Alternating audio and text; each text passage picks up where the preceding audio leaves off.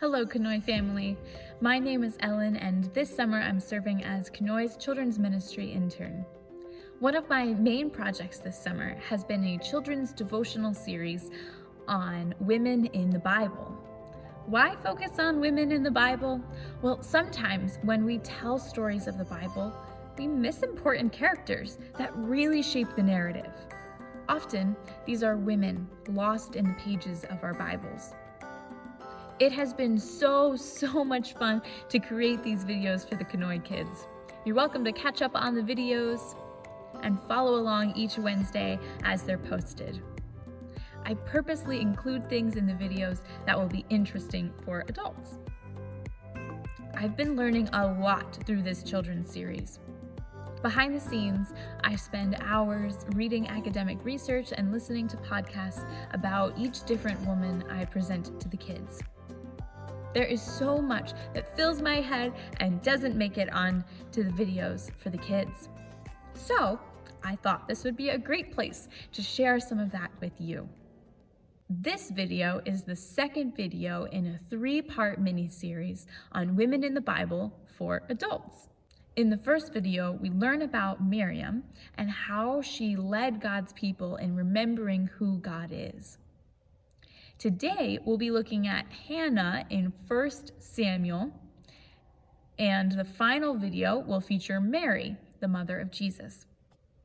All 3 of these women offer a song to Scripture. In the first video about Miriam, I talked about the purpose of songs or sections of poetry in the narratives of the Bible. They are not simply flowery, nice ways of speaking. Biblical poetry in narratives actually point to something that is really important that's going on, and we need to be paying attention. They highlight key ideas and events. Our structure as we approach these songs of women in the Bible will be this. We'll start with constructing the narrative. What is happening before the song in the lives of God's people? And what specifically is happening in the lives of the woman we are listening to? Then we'll see what she is highlighting in her song. What does this song say about God? Finally, we'll look at what this song means for us. So, grab a Bible, preferably a physical copy, so you can more easily see how the song fits with the narrative. Let's begin by turning to 1 Samuel 1 and 2. God's big chosen family is called Israel. Since they arrived in the Promised Land, they have been trying to learn how to be God's people. They are led by priests, prophets, and judges. You know some of these characters: Samson, Gideon, Deborah, and some other interesting characters. But the story of the book of Judges is a downward spiral. The people of God are on a repetitious cycle of not recognizing God, falling into sin and trouble, needing rescued, God raising up a judge to lead the people turning back to God, and then the cycle starts all over again. And the people and its leaders are becoming less and less interested in ever turning back to God. Israel and its leadership are falling apart. The tiny book of Ruth comes before 1 Samuel. At the end of Ruth, we learn that Ruth gives birth to the grandfather of King David. This sets up the idea of Israel's kingship. But we still need to bridge from the period of the judges to the period of Israel's kings. And just like David is introduced through Ruth, a woman, so also Samuel, who is a priest, prophet, and judge for Israel, is introduced through a woman, his mother, Hannah. Samuel will be the one to organize Israel's first king, Saul, and then later anoint King David.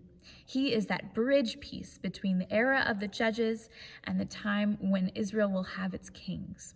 When we meet Hannah, we learn that she is married to Elkanah, who has another wife, Peninnah, I think. 1 Samuel chapter 1, verses 4 to 5. Whenever the day came for Elkanah to sacrifice, he would give portions of the meat to his wife Peninnah, and to all her sons and daughters. But to Hannah he gave a double portion because he loved her, and the Lord had closed her womb. So we learn that Hannah is barren. Elkanah, desperate to continue his line and legacy, takes an additional wife who gives him sons and daughters. Now Elkanah no longer experiences the pain of barrenness because he has children through another woman. So Hannah bears the pain of barrenness alone, without her husband. We learn in verse 6 that Peninnah, let's call her Pen. We learn that Pen mocks Hannah, and in verse 8, that Elkanah is not much of a comfort to his broken-hearted wife. Even though he has broken her heart in taking another wife, he still asks her, "Aren't I enough for you, Hannah? More than 10 sons?" Hannah's response to these years of desperation is to cry out to God. Hannah has kept her faith in the Lord, and she has learned in her years of barrenness and isolation that God does not spare his people from pain and hardship. She has learned that all things are God's. There is nothing she can do but continue to trust in him. So she prays in verse 11, and she made a vow saying, "O Lord Almighty, if you will only look upon your servant's misery and remember me, and not forget your servant, but give her a son, then I will give him to the Lord for all the days of his life, and no razor will ever be used on his head." Her prayer is a vow, an unbreakable promise. She isn't just saying to God that she would consider giving her child up for God's service. She isn't saying it's just a nice idea or a metaphor. She is promising with everything she has left, with all the faith she still has, that if the Lord gives her a son, she will give him in service to the Lord. One author, Elaine Phillips, asks us to consider, what are the things that I most long for? Are they things God would want to have given back to him? Hannah's desires are so oriented to the Lord that she promises to give the Lord back whatever he gives her. She trusts that if the Lord gives her a son, the Lord will use him for his good purposes more than she could ever imagine. The Lord answers Hannah's prayer by giving her a son. She raises her little boy with all the wisdom, love, and faithfulness she has learned in her life. I imagine she sang songs of God's mighty acts. Imagine if she sang Miriam's song to her baby that has been passed down for generations, telling Samuel each morning and night about the wonders of their God. Kneeling with her son in the house of the Lord at Shiloh, this would be where the Ark of the Covenant was kept. She sings this song, 1 Samuel chapter 2, verses 1 and 2. Then Hannah prayed and said, "My heart rejoices in the Lord. In the Lord my horn is lifted high. My mouth boasts over my enemies, for I delight in your deliverance. There is no one holy like you, Lord. There is no one besides you. There is no rock like our God." Keep reading along to finish the rest of the chapter. What does Hannah say about who God is? He is holy, a rock, a giver of strength, food, and joy. She exalts God, who fights on behalf of his servants, who thunders in heaven. I can't imagine that this is the first time Samuel has heard his mother pray like this. This isn't a one-time special performance she is putting on. No, this is her lifestyle. Samuel regularly hears his mother praying, rejoicing in God. And now, even when they are about to be separated, Hannah to go home and Samuel to be raised by Eli for service to God's people, Hannah's joy never ceases. She must be heartbroken, right? She will have no contact with Samuel except on her yearly visit. She will go home to the places she rocked and sang to her son, to the shady spots he played in, to the home that no longer has child's laughter or speech. While we may have expected a lament from Hannah, Hannah gives praise to God. What she shows Samuel is not a show, but her honest belief that the Lord is her rock and that God will use her son, Samuel. And God did use Samuel.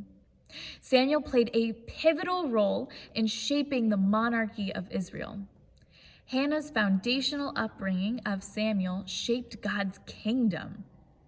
Hannah's song sounds very much like a psalm of David. Hannah's lifestyle of prayer and faith in God was passed on to her son, who passed it on to Israel's greatest king, King David, who Samuel anointed. Hannah could never have imagined that the baby she longed for would be used in this way. Let's return to that question from earlier. What do you long for? Are we longing for the things of God? Are the things we long for worthy to be given back to God? What are we willing to give back to God? Take some time to reflect on those questions, and they'll be up at the end of the video as well. Hannah's song also gives space to reflect on our own words and actions. Our children, spouse, grandchildren, church family, co-workers, neighbors, friends on social media, and even strangers take notice of our words and habits. Like Hannah, are we someone who is building a foundation for others to see God's work? Are we remembering and rejoicing in the goodness of God and declaring that that is true? If Hannah feels like too perfect of a character, remember that she came from a place of deepest heartbreak and desperation. She was not always rejoicing. If we turn to desire the things of God, the things worthy of giving back to Him, we can find joy like Hannah. As little Samuel kneeled next to his mother, he leaned into her faith and trust in God, though his life was about to change a lot. Are we people that others can lean on? Or if you are more in a place of leaning on others right now, have you thanked the Lord for the encouragement that they are to you? Have you told them that they are encouraging to you in this time where you needed somebody to lean on? Lift up prayers of rejoicing this week for those you are leaning on. Ask the Lord that He might shape your habits and prayers to be about the things that He desires. I encourage you to spend some more time this week coming back to 1 Samuel 1 and 2. Read Hannah's song aloud. Take some time to reflect on the questions on the final slide. Talk with the members of our church family about your answers to the questions. As Hannah teaches us, let's desire the things of God.